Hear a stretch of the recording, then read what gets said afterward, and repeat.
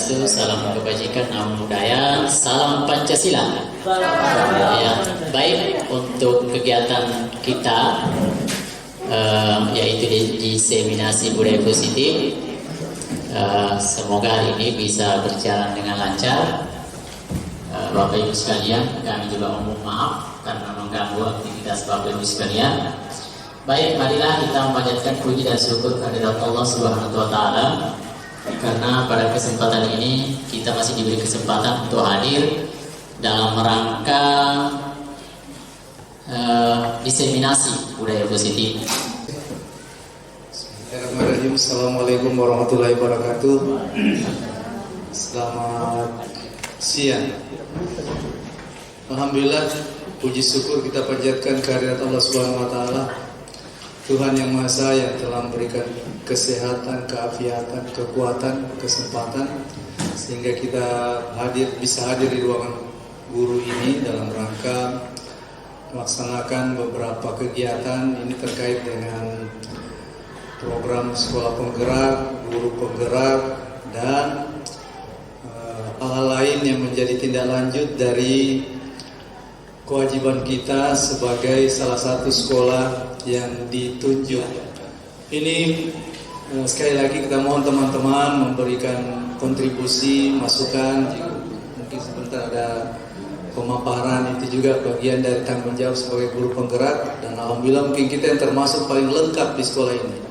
Fasilitatornya ada, pengajar praktiknya ada, guru penggeraknya ada. Kalau tempat lain guru penggeraknya yang banyak, tidak ada fasilitator, tidak ada pengajar praktik. Di sini alhamdulillah Pak Daud sudah jalan, Bu Sarita lagi proses, Pak Ridwan juga sudah jalan, Pak Suparman dan Pak Rohim sementara proses untuk pengajar praktik. Guru penggerak Ibu Suryani, Mbak Cika dengan sudah sampai lupa di sebelah mau jadi calon guru penggerak. Baik, kita mohon masing-masing kita nanti bisa mengamati seperti apa yang disampaikan. Saya juga belum terlalu tahu isinya seperti apa itu. Mudah-mudahan ini pasti akan memberikan kontribusi yang baik bagi sekolah kita. Demikian, mudah-mudahan kegiatan ini bisa kita ikuti dengan baik. Dengan mengucapkan Bismillahirrahmanirrahim, kegiatan diseminasi budaya positif komunitas praktisi pembelajar di SMP Negeri Terpadu Madani saya nyatakan dibuka dengan resmi. Assalamualaikum warahmatullahi wabarakatuh. Alhamdulillah, puji syukur tak henti-hentinya kami ucapkan sampai di sini kita masih bisa bersama-sama. Yang pertama saya ucapkan terima kasih yang sebesar-besarnya kepada kepala sekolah Pak Supriyadi yang luar biasa memberikan dukungan kepada kami sebagai CGP. Setiap saat dukungannya selalu setiap saat berupa support maupun masukan-masukan yang membangun yang dapat memotivasi kami nantinya. Oke, baik, di sini saya kebagian materi tentang hukuman dan penghargaan. Bapak Ibu, sebelum ke siswa, saya ingin kita ke diri kita terlebih dahulu. Perilaku yang bagaimana yang sudah kita perlihatkan, yang sudah kita berikan teladan kepada siswa kita. Ketiga, motivasi perilaku manusia. Nah, ini yang tadi saya katakan. Yang pertama itu untuk menghindari ketidaknyamanan atau hukuman. Apa yang akan terjadi jika saya tidak melakukannya? Apa yang terjadi jika saya datang terlambat? Apa yang terjadi jika saya tidak mengerjakan tugas-tugas? Nah, ini dia untuk menghindari ketidaknyamanan. Motivasinya itu untuk menghindari ketidaknyamanan. Yang kedua, untuk mendapatkan imbalan atau penghargaan dari orang lain. Kalau saya rajin, saya datang terus, seperti saya perhatikan ini siswa kita yang berprestasi luar biasa, bertubi-tubi prestasinya. Penghargaan yang mereka harapkan itu, mereka semua bukan mengharapkan imbalan berupa uang atau apa, mereka hanya mengharapkan penghargaan. Saya harus ikut lomba itu, saya harus juara karena saya ingin dipanggil di depan pada saat upacara penyerahan hadiah. Motivasinya seperti itu. Tapi apakah itu motivasi yang berasal dari dalam diri mereka?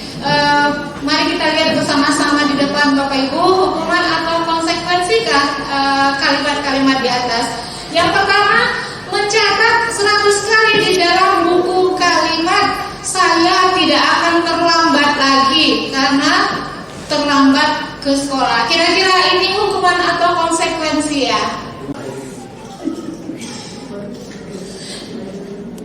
Sekian dari saya ucapkan terima kasih atas perhatiannya. Wassalamualaikum warahmatullahi wabarakatuh.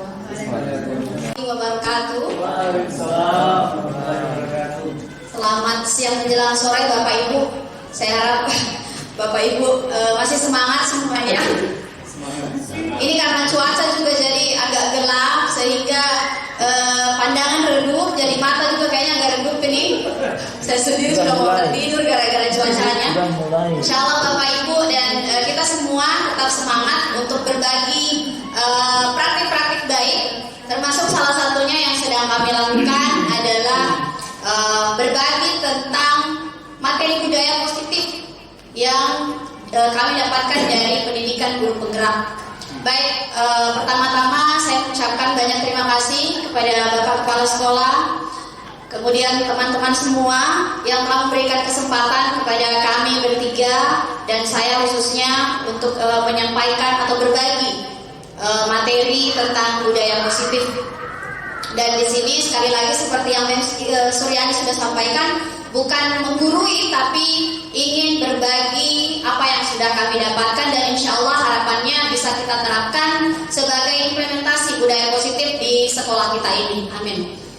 Baik Bapak Ibu, tadi lanjutan dari materi yang disampaikan oleh Ibu Suryani tentang hukuman dan penghargaan. Nah, saya kebagian materi posisi kontrol restitusi. Nah, tadi sudah disinggung sedikit apa itu restitusi. Jadi restitusi itu proses yang dilakukan oleh pendidik dalam memotivasi atau menumbuhkan kesadaran dari dalam diri peserta didik kita bagaimana untuk menjadi lebih baik ke depannya saat dia kembali ke kelompoknya, menjadi pribadi yang lebih dengan karakter yang lebih kuat. Nah, di sini sebelum saya ke 5 posisi kontrol dalam restitusi, saya ingin mengantar sedikit Bapak Ibu dengan membahas tentang 5 kebutuhan dasar manusia. Ini pasti Bapak Ibu sudah familiar dengan ini. Apa saja sih 5 kebutuhan dasar manusia? Mengapa ini saya ambil atau saya antar dengan ini terlebih dahulu? Nah, posisi kontrol itu Bapak Ibu berkaitan dengan tindakan kita, penerapan dalam apa yang kita sebagai pendidik ambil saat menangani masalah-masalah yang dialami oleh peserta didik Bapak Ibu. Jadi saya ingin mengajak kita semua berefleksi terlebih dahulu tentang kasus-kasus dari anak-anak kita yang sudah pernah kita tangani, entah itu dalam kelas ataupun di sekolah. Nah, Bapak Ibu pernahkah dalam restitusi yang sudah pernah Bapak Ibu lakukan, termasuk saya sendiri, dalam penanganan murid tersebut, pernahkah kita bertanya, apa sih yang kamu butuhkan? Apa keinginanmu sampai kau berlaku seperti ini? Misalnya nakal seperti ini, atau bermain di dalam kelas. Pernahkah kita bertanya, kenapa kau bermain di dalam kelas? Apa yang kau butuhkan? Nah, biasanya kita bertanya ya Bapak Ibu, namun dengan nada yang sudah menekan anak-anak. Kenapa kau bermain di sini? Kenapa kau tidak perhatikan ibu di depan, misalnya? Nah, sehingga peserta didik kita sudah merasa tertekan duluan, tidak mau menjawab dengan jujur. Tidak pernah bilang, Mem, saya bosan. Mem, saya kayaknya kita belajar di luar saja, saya bosan sekali. Tidak menjawab seperti itu, tapi lebih ke diam, tunduk, karena sudah takut duluan dengan kita punya sugesti. Nah, di sini sebelum menjalankan posisi kontrol apa sih yang sebenarnya ideal diterapkan dalam menangani permasalahan yang dihadapi oleh peserta didik kita? Ya, perlu Bapak Ibu ketahui, restitusi atau posisi kontrol ini tidak hanya di dalam lingkungan sekolah, tapi juga mungkin di kantor, di keluarga kita, ini bisa kita terapkan. Nah, di sini 5 kebutuhan dasar yang menjadi kebutuhan dasar manusia. Yang pertama, kebutuhan akan cinta. Ya, kebutuhan akan cinta dan diakui, diterima. Ya, mungkin ada anak-anak kita di dalam kelas yang mengganggu temannya saat belajar, dia mengganggu temannya. Terus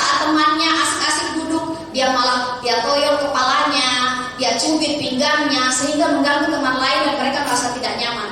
Nah, tanpa kita sadari, mungkin saja anak-anak itu ingin perhatian dari temannya, ingin disayangi oleh temannya.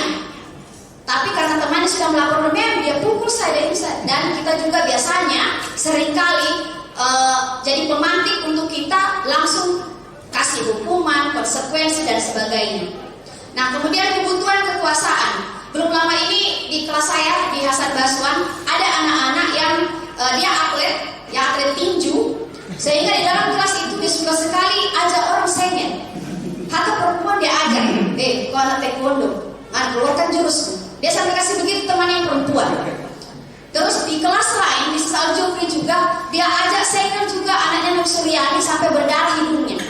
Nah, pada saat saya tanya, ini anaknya memang agak-agak ini dia cuma tertawa.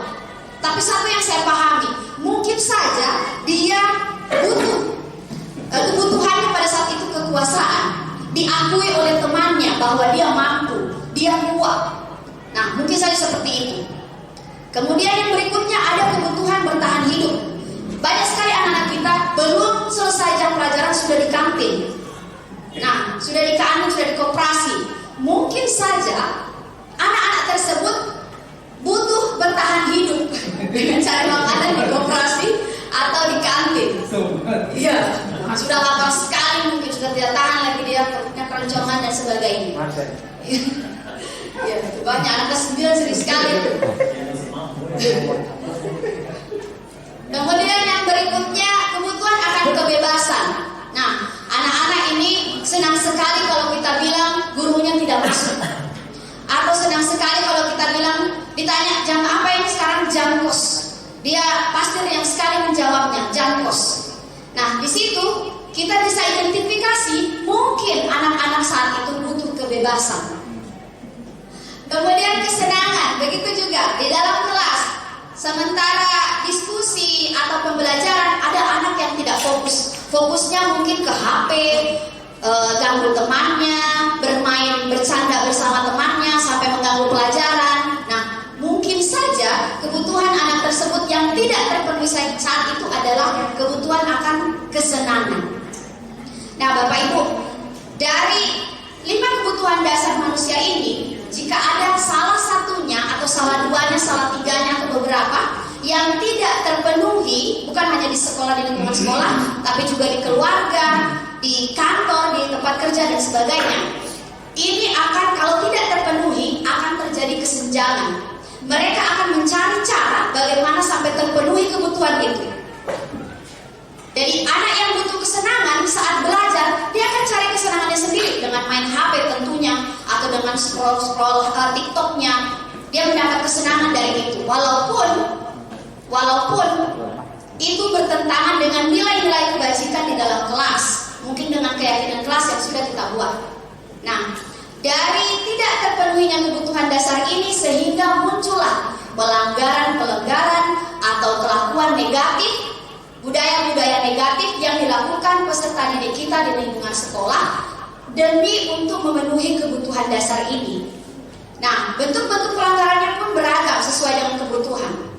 Nah, terus bagaimana kita sebagai pendidik menangani permasalahan tersebut? Ketika ada pelanggaran, posisi apa yang kita ambil dalam menangani permasalahan itu, menyelesaikan permasalahan siswa tersebut?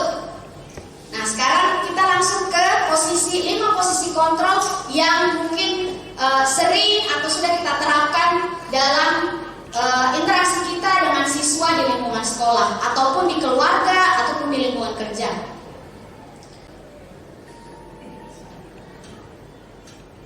Ya, jadi di sini posisi kontrol ini dalam restitusi adalah proses perjalanan seorang pendidik agar dapat mengenali dirinya. Jadi ini posisi kontrol ini bagi para pendidik dalam menangani permasalahan. Nah, apa saja 5 posisi kontrol yang dikembangkan oleh Dian Gosen? Di sini Dian Gosen lagi yang saya bawa. Beliau adalah seorang pendidik juga dan psikolog sekaligus penulis. Jadi yang menemukan teori tentang restitusi. Nah, ini adalah 5 posisi kontrol yang mungkin sudah sering kita terapkan di dalam kelas atau ataupun di lingkungan sekolah. Yang pertama, penghukum. Kemudian posisi kontrol memberi rasa bersalah. Selanjutnya posisi kontrol sebagai teman, lalu pemantau, dan yang terakhir manajer.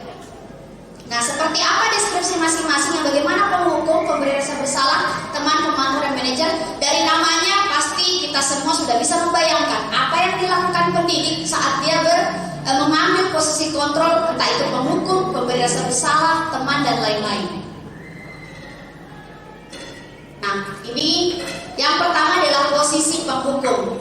Tentu saya pribadi juga sering menerapkan ini, mengambil posisi kontrol sebagai penghukum, di mana saat peserta didik atau anak kita dalam kelas atau di sekolah melakukan pelanggaran, yang kita lakukan adalah langsung memberi hukuman.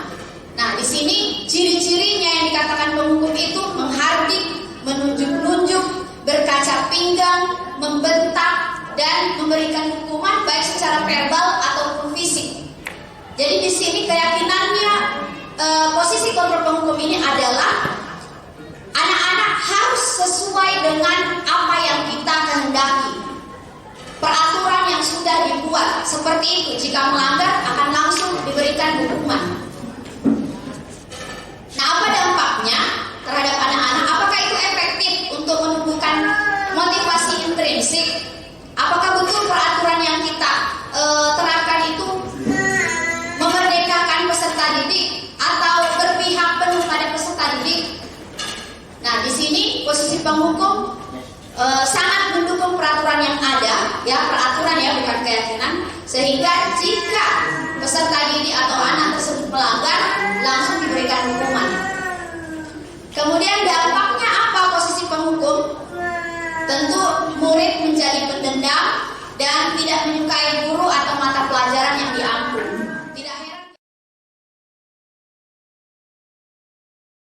Tidak heran biasanya ada kasus anak tidak mau masuk pelajaran tertentu atau tidak mau masuk sekolah karena takut saat tidak mengerjakan tugas guru tertentu atau pelajaran tertentu. Mungkin saja di sini dia takut akan diberikan hukuman, diberikan konsekuensi dan sebagainya, yang di mana pendidiknya atau gurunya mengambil posisi sebagai penghukum. Kemudian yang kedua, posisi pembuat rasa bersalah. Nah, di sini biasanya ada kata-kata, kamu tidak kasihan dengan Mena, kamu tidak kasihan dengan Bapak, kan? Kamu kasih tuh begini terus Bapak. Ya, jujur saja Pak, saya sering begitu. Iya. Tolong nak, tolong. Sampai seperti itu bahasanya Pak. Nah, ini membuat rasa bersalah. Jadi suaranya cenderung melembut. Ya, tidak marah tapi membuat anak sangat tertekan di dalam. Suaranya cenderung melembut, tenang, namun kata-katanya menyalahkan. Nah, kau terus dipanggil kau ini seperti adik beradik. Kau lagi nak, bapak pukul teman kau lagi. Lembut tapi sebenarnya menyalahkan.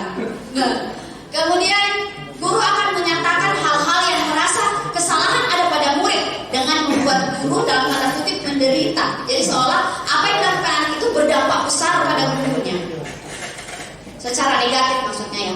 Kemudian dari pembuat rasa bersalah itu yang kita terapkan pada peserta didik, apa dampaknya? Dampaknya membuat murid merasa bersalah. Jadi dia gagal dengan identitasnya. Dia merasa rendah diri dan menarik diri dari lingkungan. Biasanya di sini kita temukan ada anak-anak yang takut berbicara, malu maju ke depan, takut disalahkan. Nah, itu mungkin karena kita mengambil posisi sebagai pembuat rasa bersalah. Yang ketiga ada posisi teman. Posisi teman ini suara guru akan ramah. Nah, biasanya ada murid atau peserta didik yang dekat dengan guru tertentu, yang merasa nyaman dengan guru tertentu, curhat, ya, menceritakan semua kegalauannya sama guru tertentu. Nah, di situ guru tersebut menerapkan posisi atau mengambil posisi kontrol sebagai teman. Jadi di sini suara guru akan ramah, cenderung bersenda gurau untuk menghangatkan suasana. Biasanya guru akan sering bercanda dengan anak supaya dia tidak merasa takut, tidak merasa canggung, tidak merasa tertekan untuk berbicara lebih leluasa dengan guru. Nah, dampak posisi teman ini apa? Posisi teman bagus juga, tapi dampaknya ada. Murid akan bergantung pada satu orang. Jadi faktor ketergantungan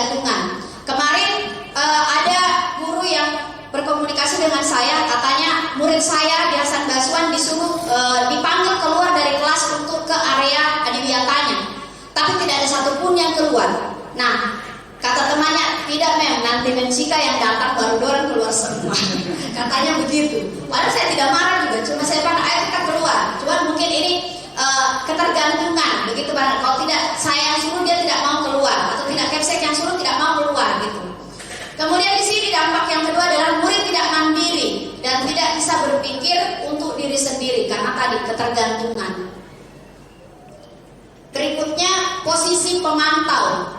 Nah, di sini posisi pemantau dan posisi manajer dianggap sebagai posisi kontrol yang baik diambil, namun tetap ada dampaknya. Di sini posisi pemantau, seorang pemantau menunjukkan bahasa tubuh dan ekspresi wajah yang datar dan cenderung formal. Jadi tidak bercanda atau bersenda gurau dengan murid, tidak begitu ramah, tidak terlalu ramah, tapi tetap datar, formal dan tercipta identitas diri positif atau berhasil pada peserta didik. Kemudian pemantau perlu senantiasa memantau pada saat murid diberikan sanksi, maka guru pun harus selalu mengawasi. Jadi di sini biasanya pemantau akan bergantung pada data atau catatan-catatan yang dia buat tentang peserta didik tertentu. Nah, dari situ kemudian entah itu peserta didik dikasih konsekuensi atau apapun untuk mengganti kesalahan yang dia buat, menyelesaikan kesalahan yang dia sudah lakukan, tapi tetap terus diawasi oleh guru sebagai pemantau. Nah, dampaknya apa? Murid akan menghitung konsekuensi dan hadiah tanpa memahami sepenuhnya nilai kebajikan yang dituju. Seperti misalnya kita suruh anak-anak adiwiyata kerjakan tugasnya di area adiwiyata, mereka mau mengerjakannya, tapi kalau ditanya nilai apa yang mereka mau dapat dari kegiatan itu, kalau kita mungkin guru nilai kebajikan apa? Oh, cinta lingkungan. Mereka tidak, lebih untuk menghindari ketidaknyamanan karena nanti dipanggil guru lah, disuruh kasih bersih WC lah dan sebagainya. Nah, di situ murid menghitung konsekuensi yang bisa dia dapatkan atau hadiah yang bisa dia dapatkan dari posisi pemantau ini. Kemudian tidak sepenuhnya mandiri, tetap bergantung. Hampir sama dengan posisi teman tadi, tapi ini cenderung lebih formal. Nah, yang terakhir, posisi manajer.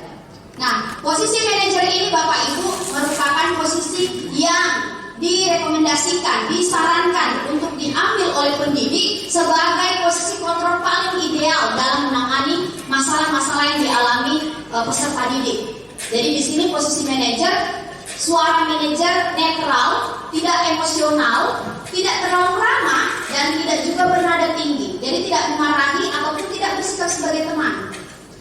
Kemudian tercipta identitas positif atau berhasil.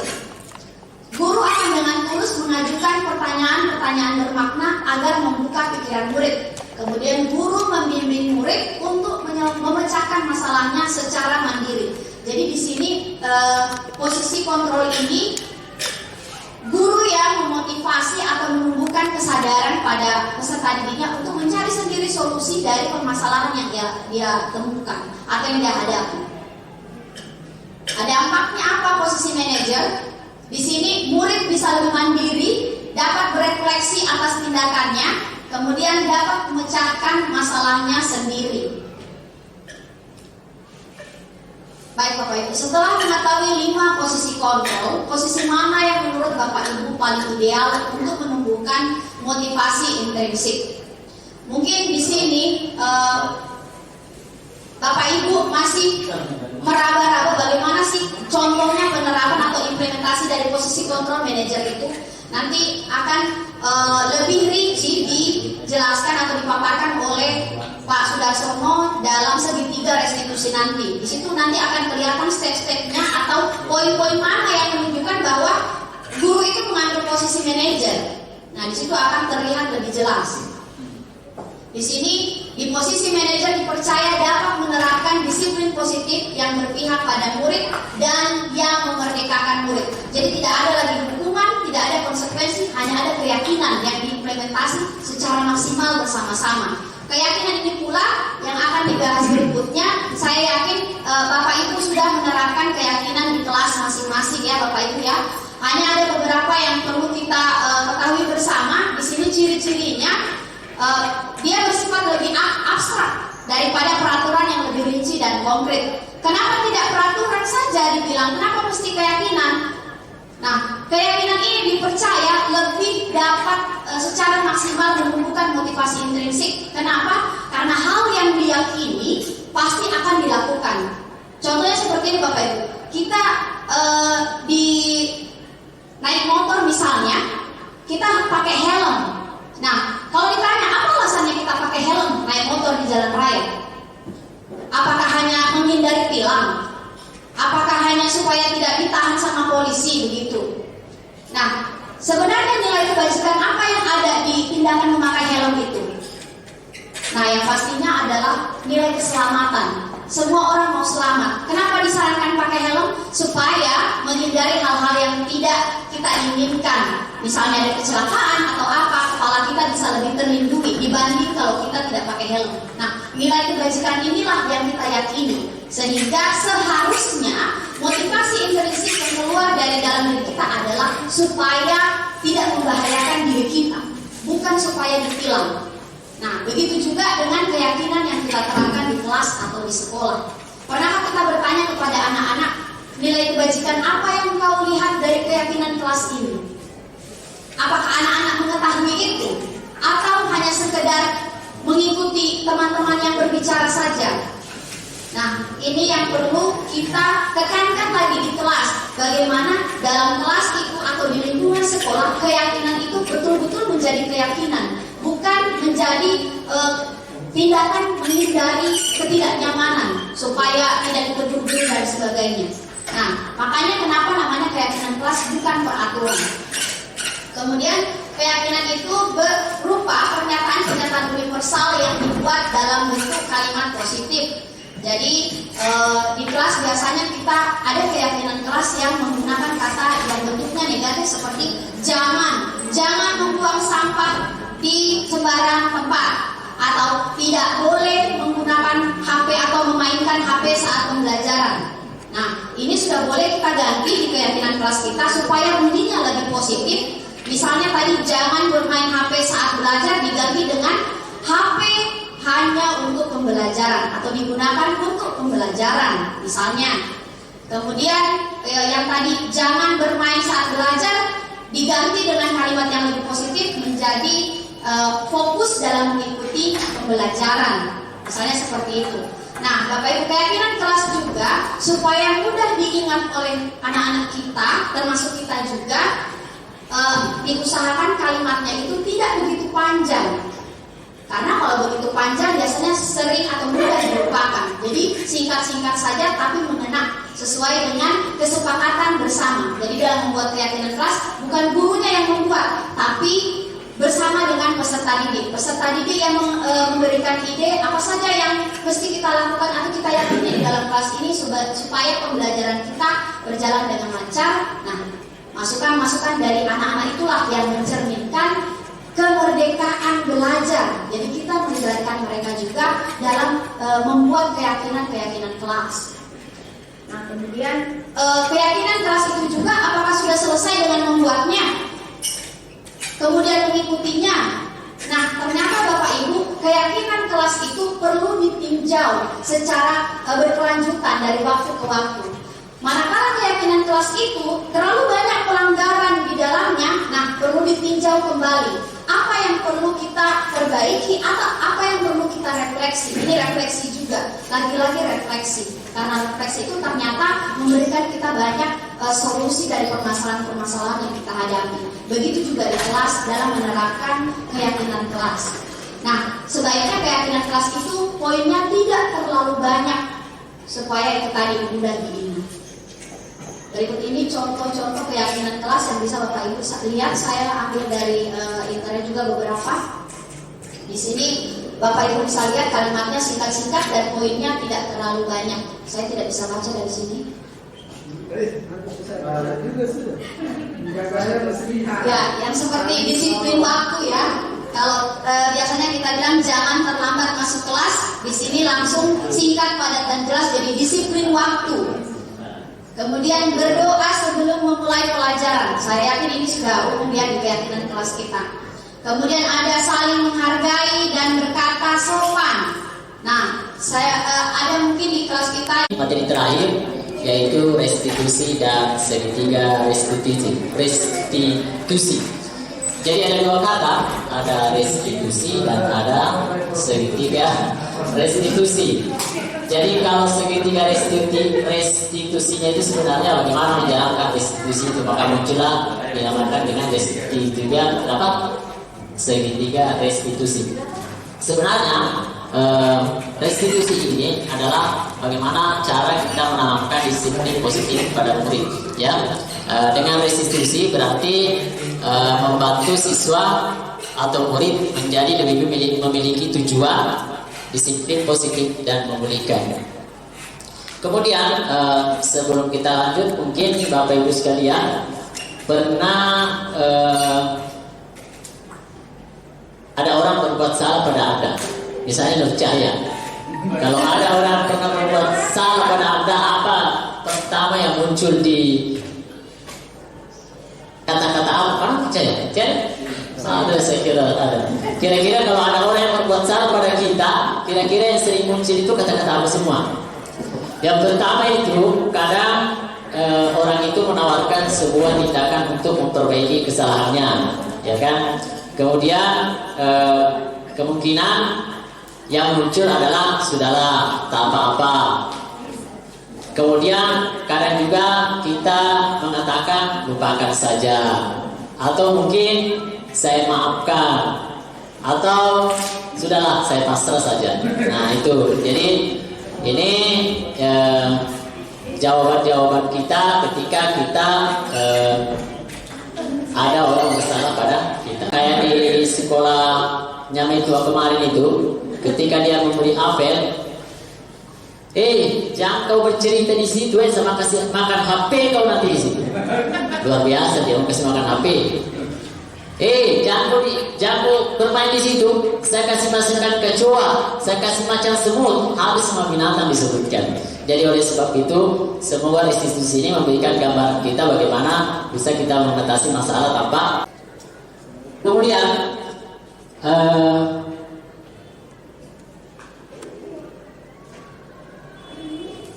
nah, di sini kita lihat dulu pengertian restitusi. Jadi tadi disampaikan beberapa pengertian restitusi. Ini adalah yang penemunya sendiri, dosen tahun 2004 mengatakan bahwa kalau masih ada waktu untuk berdiskusi boleh kita saling berbagi. Demikian saya akhiri. Assalamualaikum warahmatullahi wabarakatuh. Memang ini hal-hal yang bagi kita ini yang sering saya sampaikan, memang kita memang belajar dari kondisi yang sesungguhnya pelan-pelan baru kita bisa pastikan berlakukan di Indonesia. Yang sesungguhnya selama ini kita sudah berlakukan. Contoh tadi tata tertib. Tapi apa kita semua sama dalam menerapkan atau ada perbedaan? Tadi ada perbedaan, ada pandangan yang sama. Jadi refleksi berhubungan dengan akar persoalan dalam hal tadi yang namanya restitusi. Jadi ini sekira semua berawal dari teori behavioristik, bagaimana berubah perilaku terutama yang namanya remaja. Ya, terima kasih dan saya kembalikan kepada yang punya acara. Terima kasih juga kepada teman-teman yang sudah berbagi pengalaman, pengetahuan dan apa yang disampaikan tadi kita secara bertahap, karena memang untuk penanganan sekolah kita itu termasuk yang tidak boleh terlalu luput karena ada hal-hal yang harus tetap seperti pada sambil jalan kita coba menerapkan apa. Terima kasih. Assalamualaikum warahmatullahi wabarakatuh.